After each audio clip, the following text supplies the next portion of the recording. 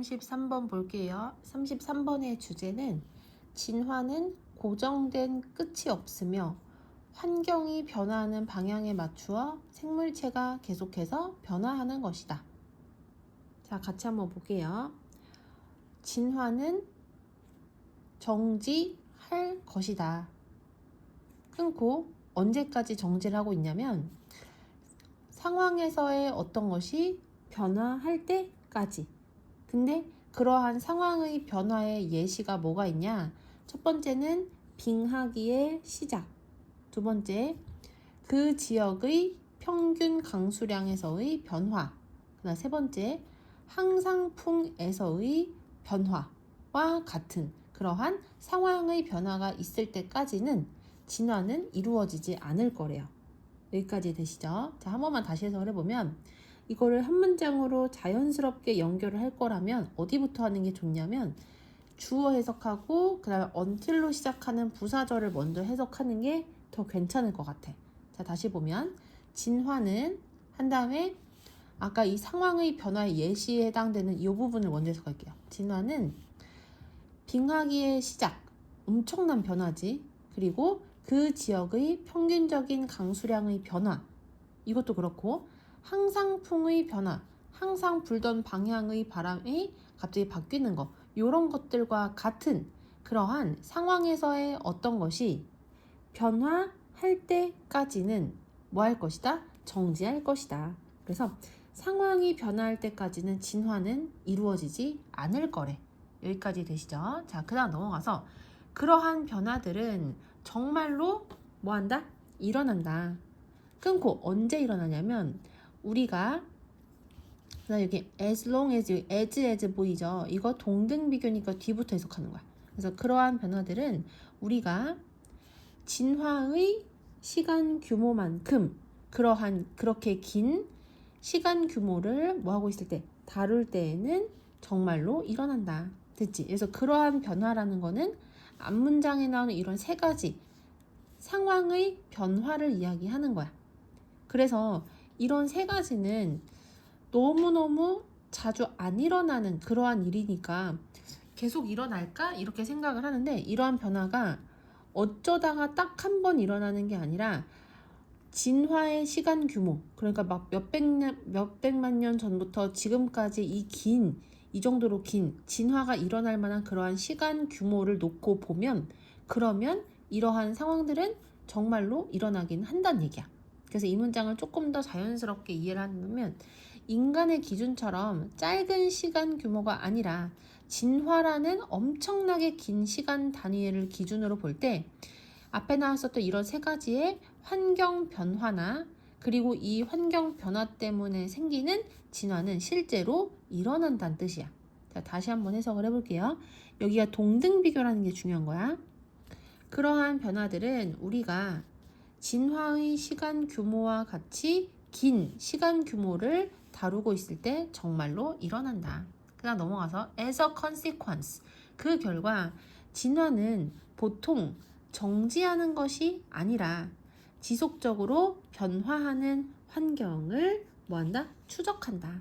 그래서 진화라는 거는 그냥 딱 멈추는 게 아니라 조금씩 계속해서 변화하고 있는 환경을 보고 있다가 환경이 변하는 상황이 딱 생기면 그때 그 진화가 일어나기 시작한다는 얘기야. 그러니까 진화는 그냥 계속 가만히 있는 것이 아니라 환경이 변화하는 상황을 계속 주시하고 있다. 이 정도로 알고 계시면 돼요. 그냥 넘어가서 if로 시작하는 부사절이 어디까지냐면 여긴 이 콤마까지야. 그래서 이렇게 한번 묶었고 그리고 there is, there are 하면은 어디에 있는 게 주어다? 비동사의 뒤에 있는 게 주어다. 그래서 여기서 주어는 a steady downward drift, 얘가 주어가 될 거고요. 그리고 전치사구 두 개가 지금 앞에 나오는 꾸준한 하향 추세를 꾸며주는 역할을 한다고 볼 수도 있겠지. 자, 그 다음 넘어가서 여기서 이 콤마는 동격을 나타내가지고 평균 기온에서의 꾸준한 하향 추세가 무엇인지를 이 동격의 콤마 뒤에서 부연 설명을 해주고 있다. 이렇게 생각을 하시면 돼요. 근데 이 부분을 해석을 할 때 자연스럽게 해석을 할 때에는 동격의 콤마가 나오면 일반적으로 어디부터 해석했냐면 동격의 콤마 뒷부분부터 해석을 했었단 말이야. 근데 여기에서는 그 지역에서의 추세, 그 추세가 바로 무엇인지 이렇게가 되거든. 그래서 여기를 먼저 해석하는 게 더 좋아요. 그래서 이 추세와 이 추세가 어느 부분에서 일어나는지를 나타내기 때문에 이 부분을 먼저 해석하는 게 좋다. 그래서 1번 해석하고, 그 다음에 우리가 지금까지 배운 대로 동격의 콤마 뒷부분 해석하고, 그 다음에 앞부분 해석하고, 뭐뭐가 있다면 이렇게 해석을 할게요.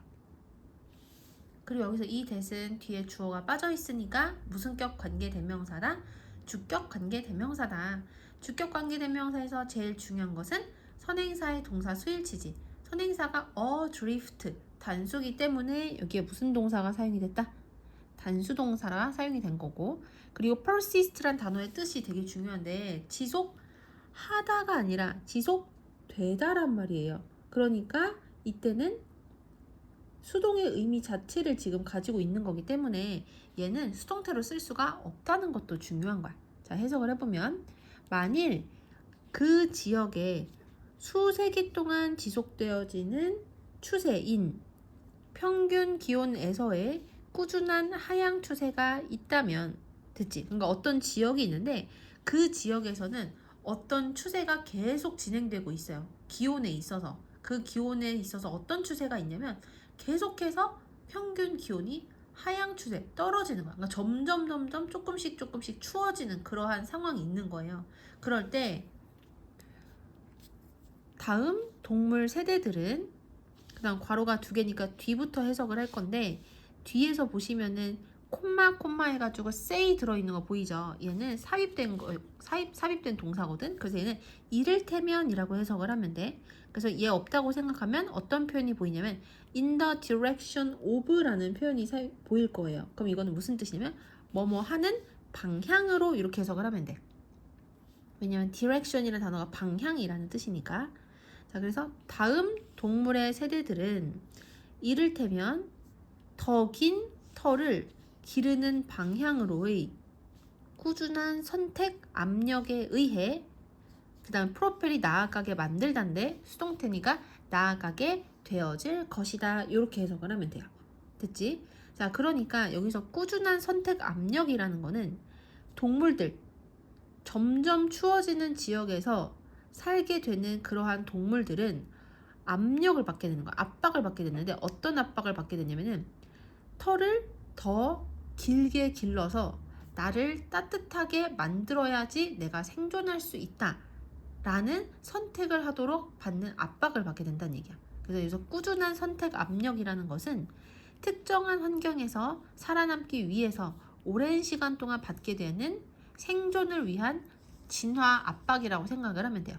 점점 추워지는 곳에서 내가 살아남기 위해서는 털을 더 기르는 쪽으로 진화하는 선택을 해야 한다라는 압박을 여기서는 꾸준한 선택 압력이라고 얘기를 한 거야.